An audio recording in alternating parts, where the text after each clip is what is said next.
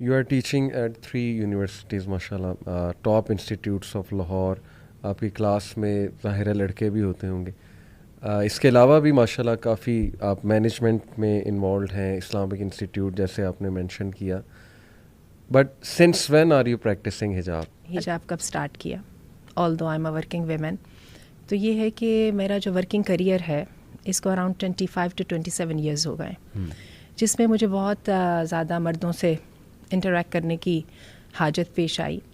एक तो टीचिंग के लिहाज से और एज़ वेल एज़ जब मुझे मैनेजमेंट में मर्दों के साथ बहुत ज़रूरत पड़ी और ख़ासी डाइवर्सिटी रही। मुझे गोरों के साथ भी काम करने का मौका मिला, मुझे सिखों के साथ काम करने का मौका मिला।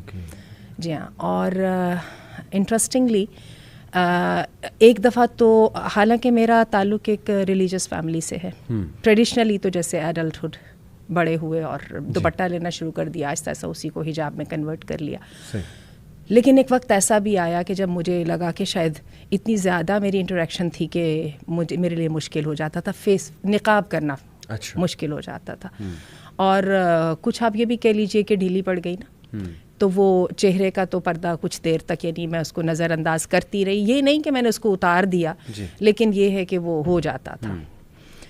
तो लेकिन ये है कि फिर अल्लाह ताला ने दोबारा तौफीक दी और कोताहियाँ तो अभी भी अपनी जगह पे हैं, लेकिन आई फील सो प्राउड।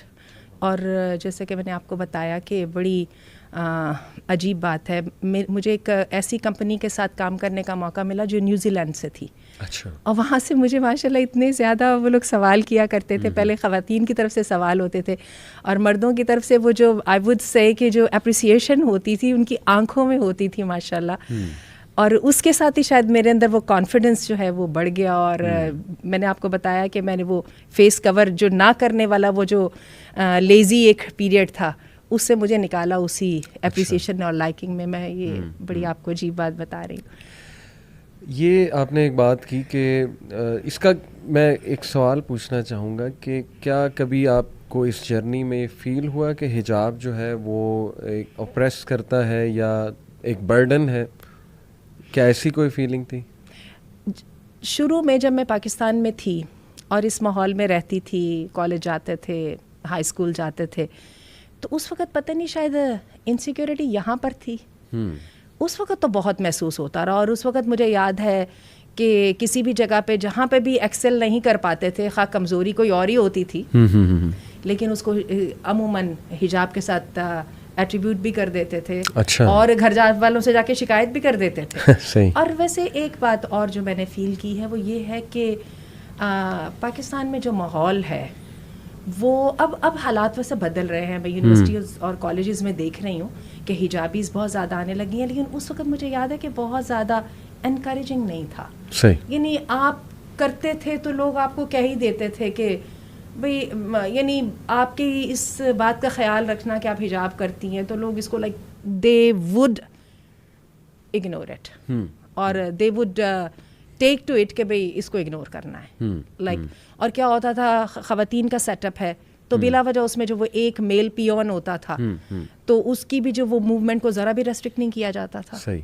और कुछ अंदाज इस तरह का होता था कि भाई अगर कर रहे हो तो भी खुद ही हिसाब कर ध्यान कर लो। ये मैंने पाकिस्तान में देखा। लेकिन जब मुझे बाहर जाने का मौका मिला और एक दफ़ा मेरे लोगों ने समझ लिया कि ये हिजाब करने वाला बंदा है, और इसके जो कि मैंने आपको बताया कि नॉन मुस्लिम्स के साथ भी हुआ, तो नॉन मुस्लिम्स में तो बहुत ज़्यादा जब उन्होंने समझ लिया कि भाई ये बंदे ने हमारे साथ वाली सीट पे मेरे साथ सोफ़े पे नहीं बैठना और इस बंदी ने जो है मेरे साथ हैंडशेक नहीं करना, तो वो एक ही दफ़ा बताना पड़ा। सही।